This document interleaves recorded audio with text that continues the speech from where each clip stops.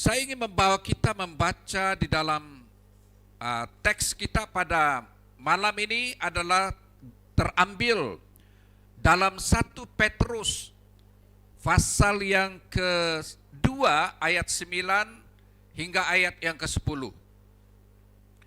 1 Petrus pasal 2 ayat 9 hingga ayat yang ke-10, demikian firman Tuhan.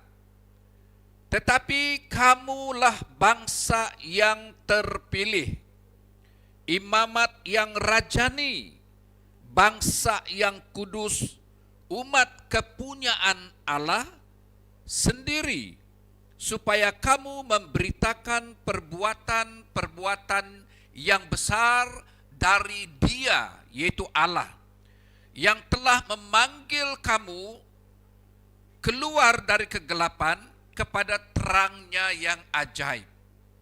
Ayat yang ke-10. Kamu yang dahulu bukan umat Allah, tetapi yang sekarang telah menjadi umatnya. Yang dahulu tidak dikasihani, tetapi yang sekarang telah beroleh belas kasihan. Ini adalah firman Tuhan untuk kita pada malam ini. Nah, tema yang saya ingin kongsikan untuk kita pada malam ini adalah mengenai dengan identiti orang Kristen sebenarnya di dalam Kristus Yesus. Identiti adalah membawa pengertian tentang status kita sebagai orang Kristen yang sebenarnya apabila kita sudah percaya dan sudah diselamatkan oleh Tuhan Yesus Kristus sendiri.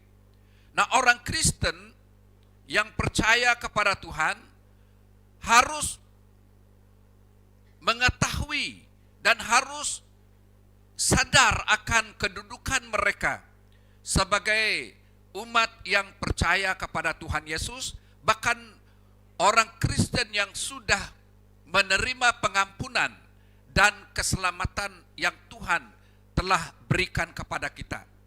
Kalau tidak, kita tidak akan dapat mengalami kebaikan, bahkan berkat-berkat yang Tuhan sudah janjikan kepada kita.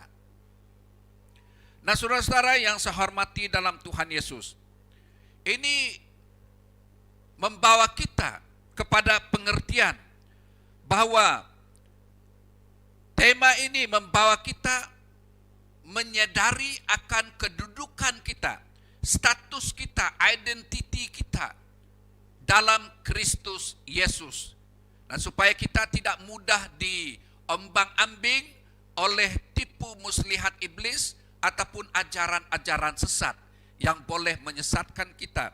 Ini adalah perbuatan besar yang ajaib dan mujizat yang Tuhan telah lakukan dalam kehidupan kita sebagai umat yang percaya kepada Tuhan. Sehingga kita boleh mengatakan, it's not about me, but it's all about Jesus. Ini adalah perbuatan besar yang Tuhan Yesus telah lakukan dalam hidup kita. Dan membawa kita kepada kedudukan kita sebagai umat yang telah dikatakan oleh firman Tuhan pada malam ini, bangsa yang terpilih. Wah, ini hebat sekali saudara-saudara. Bangsa yang terpilih, imamat yang rajani, bangsa yang kudus, umat kepunyaan Allah sendiri. Ini sangat luar biasa. Membawa kita begitu yakin dalam kehidupan kekristenan kita. Dan bukan calang-calang yang Tuhan telah lakukan dalam kehidupan kita. Nah, sebab itu, ini bukan karena saya, ini bukan karena kekuatan diri kita sendiri, tetapi ini adalah karena apa yang Yesus lakukan dalam hidup kita. It's all about Jesus. Not about me, not about you. Tetapi adalah karena Yesus Kristus yang telah mati di atas kayu salib untuk menyelamatkan umat yang percaya kepadanya. Nah, itu sebabnya orang percaya di dalam Kristus adalah mereka yang telah menerima Kristus sebagai Tuhan dan Juru Selamat pribadi mereka. Dan mereka ini adalah orang-orang yang sudah mengalami, bahkan sudah diberi pengampunan oleh Tuhan Yesus Kristus daripada segala dosa mereka dan hidup kekal melalui iman dalam Tuhan Yesus. Nah, saya percaya dalam firman Tuhan ini kita akan belajar 3 poin, 3 perkara penting yang perlu kita belajar sebagai umat yang sudah mengalami kebaikan Tuhan. Apa itu kebaikan Tuhan? Adalah mujizat Tuhan yang telah terjadi dalam kehidupan kita. Kita telah diampuni Tuhan, dan kita juga telah menjadi umat kepunyaan Tuhan sendiri. Dikatakan di sini, dan kita adalah umat yang telah dipilih Allah sendiri, imamat rajani yang kita sudah baca dalam bagian ini. Nah, saya percaya dalam firman Tuhan ini ada 3 poin mengenai identity, status sebenarnya orang percaya di dalam Kristus Yesus. Ini harus kita teliti. Ini harus kita kenal. Dan ini harus kita fahami. Dan harus kita miliki dalam hidup dan jiwa kita. Sementara kita masih diberi peluang untuk hidup, kita harus hidup mengenal kedudukan kita, bahkan mengenal status kita sebenarnya di dalam hidup kekristenan kita, di mana kita sudah percaya kepada Yesus. Dalam 1 Petrus pasal 2 ayat 9 ini disebutkan bahwa orang percaya adalah bangsa yang terpilih. Bangsa yang terpilih. Imamat yang rajani, umat yang kudus, umat kepunyaan Allah sendiri. Supaya untuk apa? Allah memilih kita. Untuk apa Tuhan menentukan kita, menjadikan kita sebagai umat kepunyaannya? Adalah supaya kamu memberitakan perbuatan yang besar dari Tuhan. Tujuannya di sini adalah supaya kita boleh memberitakan perbuatan-perbuatan besar daripada Allah sendiri yang telah memanggil kamu keluar dari kegelapan kepada terangnya yang ajaib. Allah yang telah memanggil kita, Allah yang telah mengeluarkan kita daripada rawa dosa, daripada kegelapan, dan kepada terangnya yang ajaib. Untuk satu tujuan, supaya kita memberitakan tentang kebesaran Tuhan, memberitakan perbuatan-perbuatan besar daripada Tuhan sendiri. Nah, selain itu saudara-saudara, umat Kristen juga percaya bahwa mereka terpilih ya oleh Allah untuk melakukan tugas-tugas khusus. Tugas kita di dunia ini yaitu seperti memberitakan Injil dan melakukan tindakan kasih kepada sesama, yaitu menyatakan kasih kita, yaitu kasih yang Yesus telah berikan kepada kita. Dan kita akan memberitakan tentang kebesaran, kebenaran, kasih yang Tuhan telah nyatakan kepada kita. Saudara-saudara, sebagai umat yang kudus, mereka diharapkan untuk hidup sesuai dengan kehendak Allah. Tuhan mau supaya kita hidup di dunia ini sesuai dengan rencana dan kehendak Tuhan. Apakah kehendak Tuhan? Apakah rencana Tuhan yang indah dalam kehidupan kita sebagai umat pilihan Allah, sebagai umat kepunyaan Tuhan? Adalah supaya kita menyatakan kasih Tuhan itu kepada mereka, orang-orang yang belum percaya kepada Tuhan. Poin yang kedua, mengatakan status kita adalah kepunyaan Allah sendiri, yang berarti kita memiliki kedudukan yang istimewa dan dihormati oleh Allah. Saudara-saudara, coba kita bayangkan status kita sebagai warga negara adalah satu kebanggaan. Tidak kira warga negara Malaysia ataupun mungkin warga negara Indonesia yang akan membawa kebanggaan kepada kita.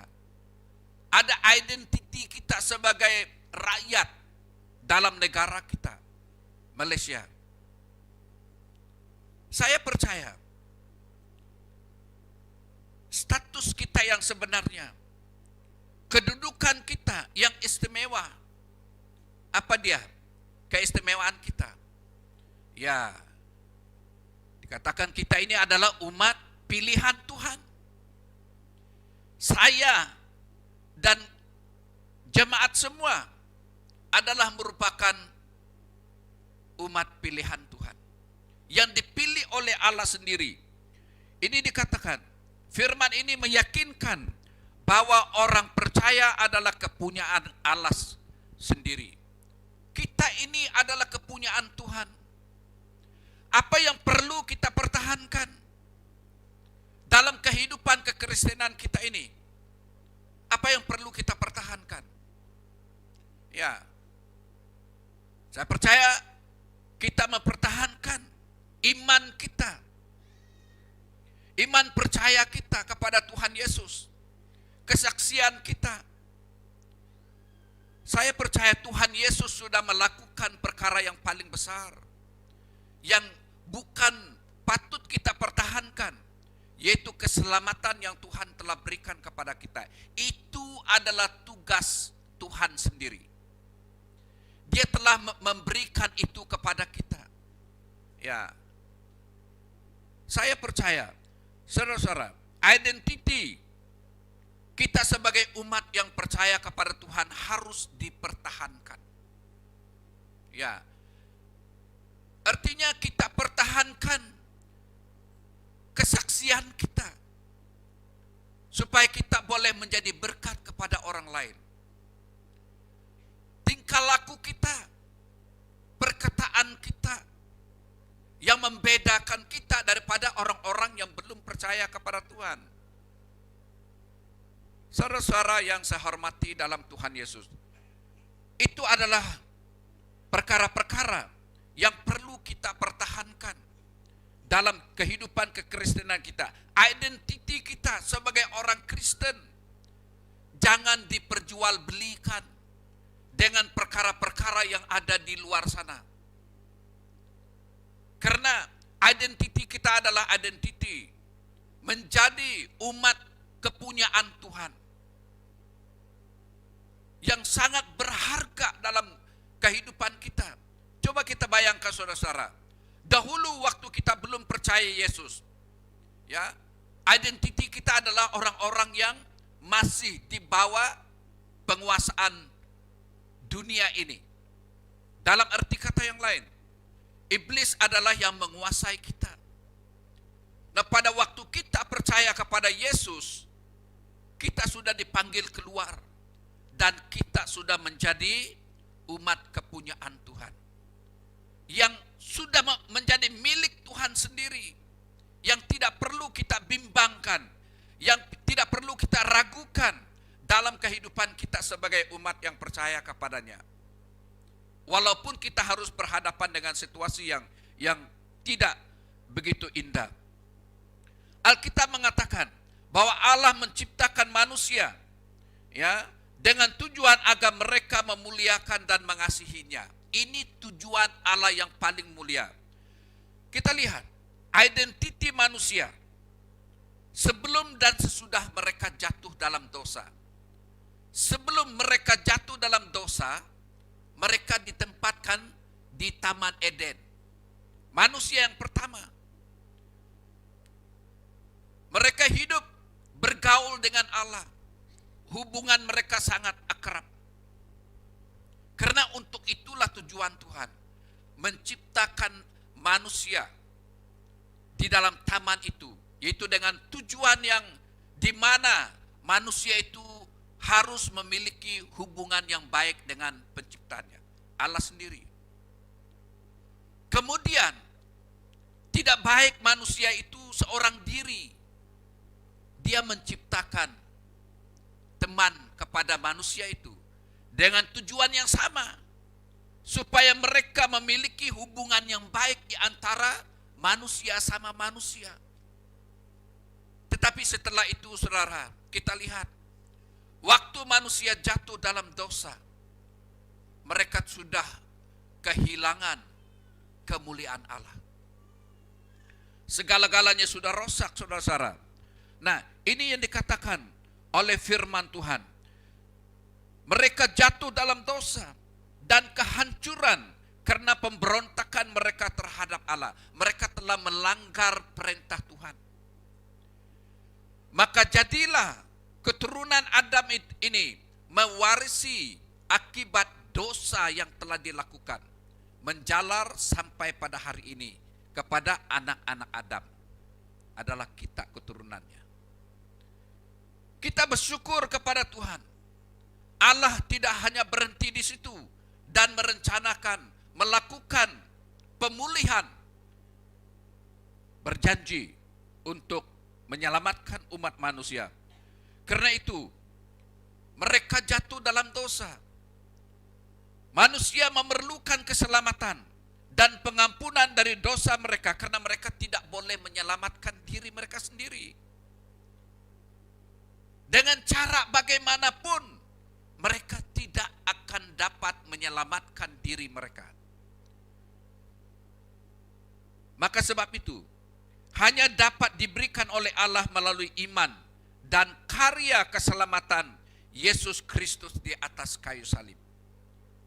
Waktu Yesus mati di atas kayu salib, manusia dipulihkan kembali oleh iman mereka, dan status mereka yang sudah rosak sudah dipulihkan kembali. Allah telah menempatkan mereka kepada posisi mereka yang awalnya, walaupun mereka sudah rosak, tetapi Tuhan telah melakukan jalan keselamatan bagi umat manusia. Status mereka. Sehingga pada hari ini, kita adalah orang-orang yang telah dipanggil sebagai umat pilihan Allah sendiri. Imamat rajani dan umat kepunyaan Allah sendiri. Nah, orang percaya yang telah menerima keselamatan ini melalui iman dalam Kristus Yesus, ya, mereka ini dianggap sebagai kepunyaan Tuhan. Nah, ini status yang kita miliki sekarang ini. Setelah kita diselamatkan, kita adalah kepunyaan Tuhan, milik Tuhan, yang tidak boleh direbut oleh apapun, karena Tuhan Yesus yang telah mati di atas kayu salib untuk diri kita sendiri. Harga pengorbanan Yesus di atas kayu salib tidak boleh diganggu gugat oleh apapun di dunia ini, karena Tuhan Yesus telah melakukannya dengan sempurna di atas kayu salib. Maka kita, status kita, identiti kita sebagai orang Kristen adalah begitu unik sekali. Uniknya adalah kita sudah menjadi milik Tuhan, kepunyaan Tuhan sendiri. Dalam Alkitab mengatakan, Injil Yohanes pasal 15 ayat 16, bukan kamu yang memilih aku, tetapi akulah yang memilih kamu. Allah yang memilih kita, bukan kita yang memilih Allah.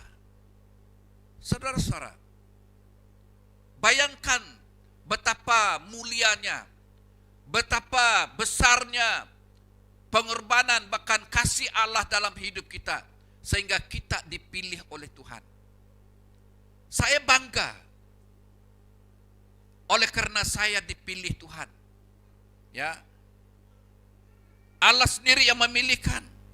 Dan akulah yang telah menetapkan kamu supaya kamu pergi untuk menghasilkan buah, dan buahmu itu tetap, supaya apa yang kamu minta kepada Bapa dalam namaku diberikannya kepadamu. Kita adalah umat yang terpilih.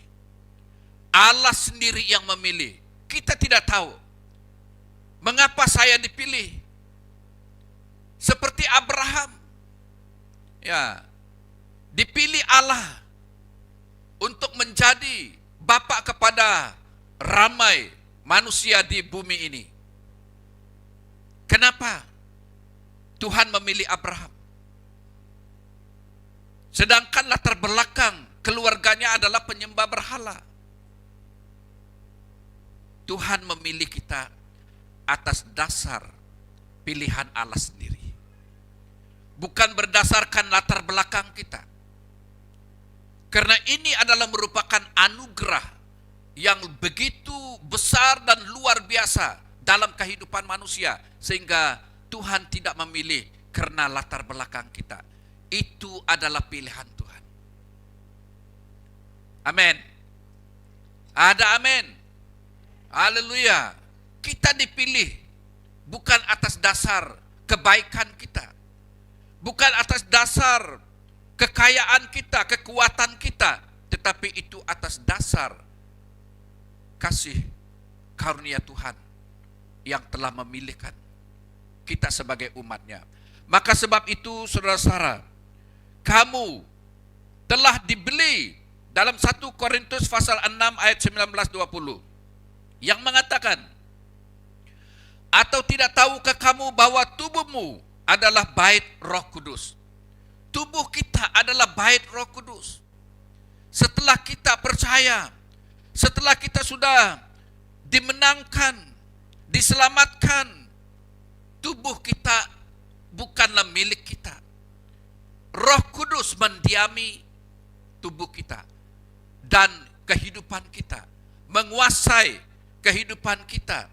Dikatakan bait Roh Kudus yang diam di dalam kamu dan yang kamu peroleh dari Allah, dan bahwa kamu bukan milikmu sendiri. Roh Kudus yang mendiami hati kita, yang kita perolehi daripada Allah sendiri. Roh Allah itu yang menguasai hati kita. Nah, saudara-saudara, sebab kamu telah dibeli dan harganya telah lunas dibayar. Saudara-saudara, kalau kita pergi kedai, ya, kita membeli barang yang kita mau beli. Apabila kita sudah membayar harga barang itu akan menjadi milik kita. Ya. Kalau begitu,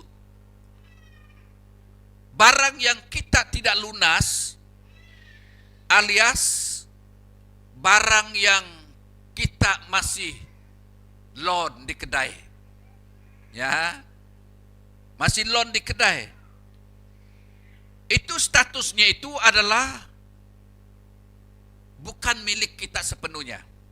Oke? Itu bukan milik kita sepenuhnya. Mungkin milik kita setengah-setengah. Saudara-saudara yang saya hormati dalam Tuhan Yesus, Tuhan Yesus sudah datang dan dia telah membayar harga. Dengan darahnya sendiri menebus kita dari dosa kita. Sehingga menempatkan kita sebagai umat yang disayangi oleh Tuhan sendiri. Umat kepunyaannya, imamat rajani, keturunan yang mewarisi kerajaan Allah sendiri. Saudara-saudara, coba kita bayangkan, kita ini adalah umat yang telah menerima kasih karunia Tuhan. Dan semua kita ini adalah ahli waris kepada kerajaan Allah. Ya, itu kepunyaan kita. Kalau kita benar-benar sudah diselamatkan. Kalau kita benar-benar sudah mengalami kasih Tuhan dalam kehidupan kita. Pada waktu itu, Yesus mati di atas kayu salib. Roma pasal 6 ayat yang ke-10. Yesus mati mengganti dosa kita hanya satu kali di atas kayu salib. Sudah lunas. Yesus tidak pernah mati dua kali. Sekali untuk selama-lamanya. Karena itu adalah merupakan pekerjaan Tuhan. Ya, yang perlu kita pertahankan dalam kehidupan kita adalah kesaksian iman kita. Karena iman itu akan membawa kita dalam satu proses untuk berjalan seterusnya kepada sesuatu yang kita ingin capai. Ini namanya iman. Iman yang berharap kepada janji Tuhan. Ada banyak janji Tuhan. Janji Tuhan itu adalah untuk mereka-mereka yang sudah menjadi kepunyaan Tuhan, milik Tuhan. Maka sebab itu, poin yang ketiga adalah keberadaan kita di dunia ini adalah untuk memuliakan Tuhan. Tujuan Tuhan adalah supaya kita menjadi berkat.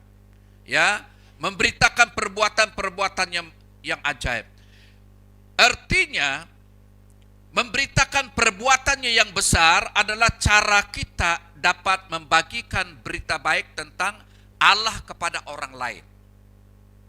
Nah, ini maksudnya memberitakan perbuatan besar Tuhan. Kita boleh bersaksi kepada orang.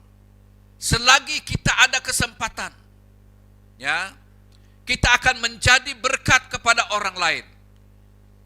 Dan pada waktu kita sudah tidak ada di bumi ini, artinya alias kita sudah ke surga, kita sudah menjadi berkat.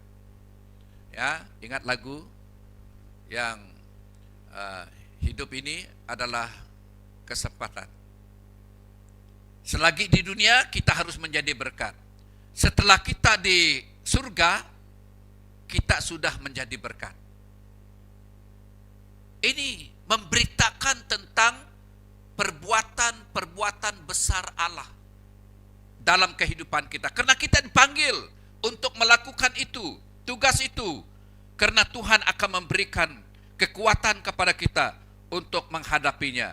Maka sebab itu, saudara-saudara, mari kita persembahkan hidup kita untuk memuliakan Allah dan memberitakan perbuatannya yang besar, sehingga kita dapat menjadi alat dalam tangannya, alat instrumen in God's hand.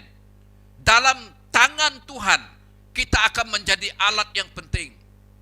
Ya, apa yang ada di dalam tangan Tuhan akan berfungsi di dalam rencana Tuhan. Tongkat di tangan Musa dipakai Tuhan. Sebatang tongkat untuk apa? Tak ada guna. Tapi kalau Tuhan mau pakai, tongkat itu akan membawa makna yang besar. Ya, dengan tongkat itu Musa melakukan mukjizat. Malah dengan tongkat itu membelahkan air laut. Ya. Karena apa? Karena itu adalah perintah Tuhan. 5 roti. Apalagi? Roti sama ikan. Ya. Berapa ikan? 2 ikan. Selagi itu tidak diletakkan di dalam tangan Tuhan, itu tidak akan menjadi berkat untuk 5.000 manusia. Coba bayangkan, Yesus katakan, berapa yang ada pada kamu? Murid-murid katakan, ada 5 roti, 2 ikan. Itu pun bukan dari mereka. Itu dari seorang anak kecil. Kata Yesus, mari, letak di tangan, Tuhan Yesus memberkati. Maknanya, status kita sebagai umat yang percaya kepada Tuhan dipanggil untuk memberitakan perbuatan-perbuatan Allah yang besar. Jangan takut. Kalau kita meletakkan dalam tangan Tuhan apa saja permintaan kamu katanya, maka aku akan mengabulkannya. Aku akan memberikannya kepada kamu. Yang penting kita letakkan dalam tangan Tuhan. Ini membawa kita kepada pengertian kita, iman kita kepada Tuhan. Kita tidak berjalan sendiri. Tuhan senantiasa ada pada kita, saudara-saudara. Jangan takut. Apabila Tuhan mendampingi kita, jangan takut. Ya. Saya percaya iman orang Kristen yang benar-benar kokoh, mereka akan memiliki keyakinan, keberanian untuk berjalan dalam Kristus Yesus. Maka sebab itu, kita mau supaya kita menjadi alat yang penting di tangan Tuhan. Gereja Tuhan, gereja KBM, Hebron akan menjadi alat yang penting di tengah-tengah kota Johor Bahru.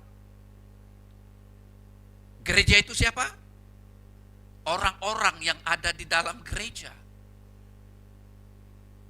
Dalam minggu yang lalu saya berbicara tentang gereja.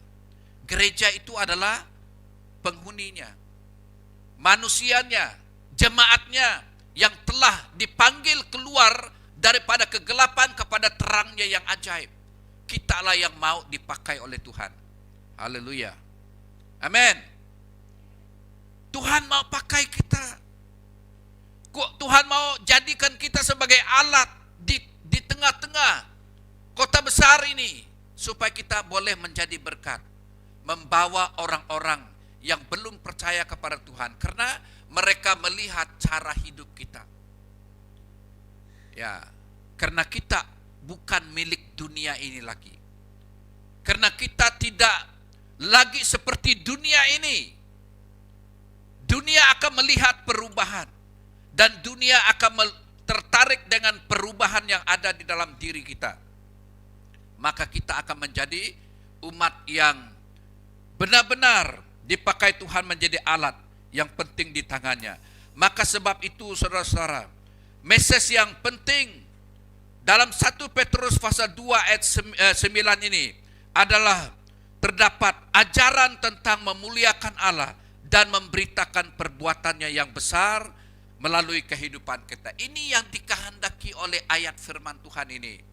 Setelah kita diangkat menjadi umat kepunyaannya, bangsa yang terpilih, imamat rajani, dan umat kepunyaan Allah, tujuan Tuhan adalah supaya kita menjadi berkat kepada dunia ini.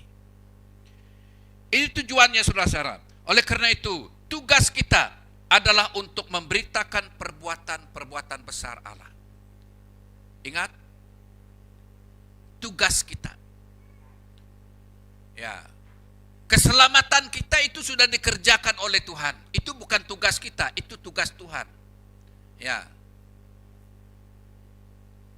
Bagian kita adalah untuk memberitakannya, memberitahukan, menceritakan itu kepada dunia ini tentang perbuatan besar Allah kepada dunia, sehingga orang-orang dapat melihat kebesarannya dan memuliakan namanya.